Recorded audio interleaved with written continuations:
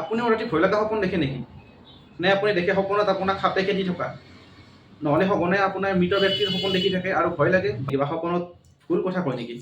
তেনেহ'লে এইটো ভিডিঅ' আপোনাৰ কাৰণে শেষলৈকে চাব। নমস্কাৰ, আজি এটা বিশেষ কথা লৈ আহিছোঁ, এই যে কালসৰ্প দোষ। বহুতে নামটো শুনিলে অলপমান ভয় খায়, কিন্তু ভয় খাবলগীয়া একো নাই।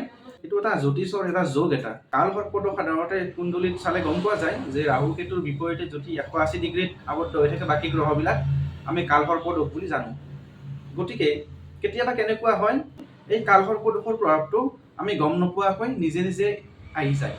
যেনে ধৰক কেতিয়াবা এনেকুৱা হয় যে ধৰক ৰাতি বেয়া সপোন দেখা যায়, অত্যাধিক সাপৰ সপোন দেখা যায়, ৰাস্তাত গৈ থাকোঁতে সাপ দেখা যায়, বা ঘৰৰ ভিতৰত সৰ্পজাতীয় বা সৰীসৃপজাতীয় প্ৰাণীৰ সঘনাই আগমন ঘটি থাকে, বা সাপ আকাশত উৰি থকা দেখা যায়, বা আপোনাৰ মৰা চৰাই বা মৰা মানুহৰ সপোন বেছিকৈ দেখা যায়।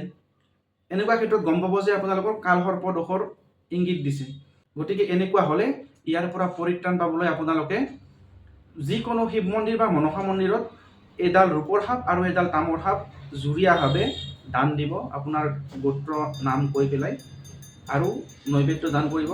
আৰু যদি পাৰে গাখীৰ আৰু মালভোগ কলৰ লগত দেৱীক নৈবেদ্য হিচাপে আগবঢ়াব পাৰে, কাৰণ দেৱীৰ অতি প্ৰিয় গাখীৰ আৰু কল। গতিকে সেনেকুৱাকৈ আগবঢ়াব পাৰে, আৰু আপোনালোকে নদীত উটাই দিব পাৰে সাপযোৰ। এনেকুৱা কৰিলে আপোনালোকৰ এই কালসৰ্প দোষৰ পৰা পৰিত্ৰাণ পাব। ধন্যবাদ।